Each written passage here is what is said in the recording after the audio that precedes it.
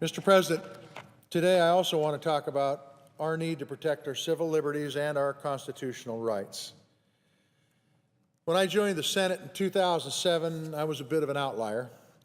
I'm not referring to my status as a working farmer or my haircut. I'm referring to my position, to my opposition of the Patriot Act. Montanans elected me to the Senate after I made it clear that I didn't want to fix the Patriot Act. I wanted to repeal it, and I still do.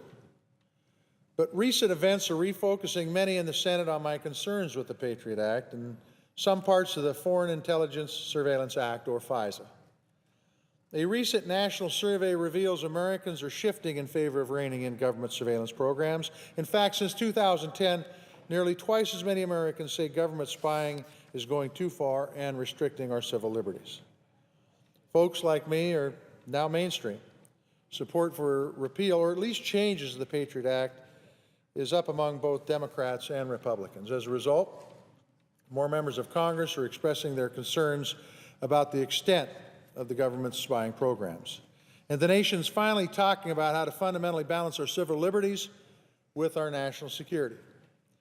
Of course, the recent NSA scandal is at the heart of Washington's newfound interest in standing up for our civil liberties, and lawmakers should be outraged, because the secret collection of our phone and internet records is a perfect example for what happens when government ignores our constitutional rights.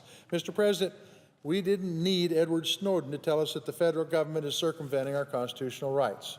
Whatever one thinks of Edward Snowden, and I think what he did was wrong and really hurt our country, the reality is that he wasn't blowing the whistle on illegal activities. He disclosed information about programs that were legal, and that's a problem. The NSA is using bad laws to undertake massive data collection on American citizens. Just over 2 years ago, here on the Senate floor, I said the Patriot Act is compromising the very liberties and rights that make our nation great and respected around the world. At that time, I said the Patriot Act gives our government full authority to dig through our private records and tap our phones without even having to get a judge's warrant. It didn't take a rocket scientist to figure that out. Mr. President, it's in the law. And now it's time that we have a full, open debate about the Patriot Act and the FISA amendments. Mr. President, the Patriot Act is an invasion of privacy. The FISA Amendments Act is no better. Both are an affront to our freedoms, and to me, they raise constitutional questions. I'm not a lawyer, so I don't know if they're unconstitutional, but I can tell you that they do not represent the values and the privacy rights of law-abiding citizens. And that's why I voted to repeal it, and that's why I voted against extending the FISA Act back in December. But we can't go back in time, Mr. President. We can only move forward and to take action now to better balance our civil liberties with our national security, to get our intelligence policy back on track in a way that is true to our values. So here's what we need to do. First, we got to fix our laws. We need to do more than just put government spying programs under the microscope. We need to rein them in. That's why I'm supporting a bill that makes it harder for the government to obtain phone records and force federal officials to prove that sought-after records can be linked to foreign terrorists or groups. The chairman of the Senate Judiciary Committee wrote this bill, Mr. President. I certainly wouldn't call the senator from Vermont an outlier. And we must have increased transparency and accountability about how these programs are being implemented and why they're being run the way they are. That is why I joined with 1/4 of the Senate to call on the Director of National Intelligence to justify the collection of America's phone and personal information. It's been 3 weeks. We have yet to get a response.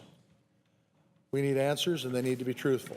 And that is why a bipartisan group of senators has once again introduced legislation to declassify important foreign intelligence surveillance court opinions. Americans deserve to know what legal arguments the government is using to spy on them, and this bill will do just that.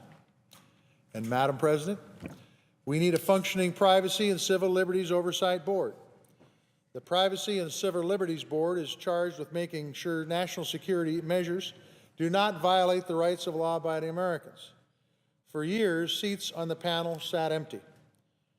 But soon after I called on the panel to investigate the NSA, Board members found themselves at the White House meeting with the President. That's a very good thing. They need to continue to have the access and the ear of the President to do their job effectively on behalf of the American people. It's a new day, Madam President. Times are changing. The American people are taking a hard look at what federal officials are doing in the name of national security and what it means for them and their families. The question is whether this body will live up to the American people's new expectations. After the attacks of September 11th, Congress approved the Patriot Act, and our nation went to war. We stamped out al-Qaeda cells, and we put terror on its heels around the world. Then and now, our military and our intelligence community perform bravely. They're better trained, they're stronger, they're smarter, and they're more effective than any other force on the planet. And I want to thank them for their service. From top to bottom, I thank each and every one of them for doing their difficult jobs each and every day. But Congress did not give our intelligence community a blank check to walk all over the constitutional rights of law-abiding Americans and Montanans. I am confident American citizens can be kept safe without snooping around in our private lives. Madam President, Americans and Montanans are concerned about the government right now. They've seen the recent news about government missteps, overreach, and scandals and wonder where Washington's priorities lie. They wonder whether anyone is looking down the road to see where this country is going. Every measure that I have outlined here today will help restore the balance between national security and privacy, and every one of them has strong bipartisan support. I will keep working with Democrats, Republicans, Independents, and anyone else to defend our civil liberties and for the ideals of our founding fathers. Freedom, privacy, and a government controlled by the people. These are the principles our forefathers founded this nation upon, and they are the principles that led Montanans to send me to Washington and represent them. Our constitutional rights are what makes us the greatest country in the world, and we cannot let them be taken away one new law at a time. Thank you very much, Madam President. I yield the floor and suggest the absence of a quorum.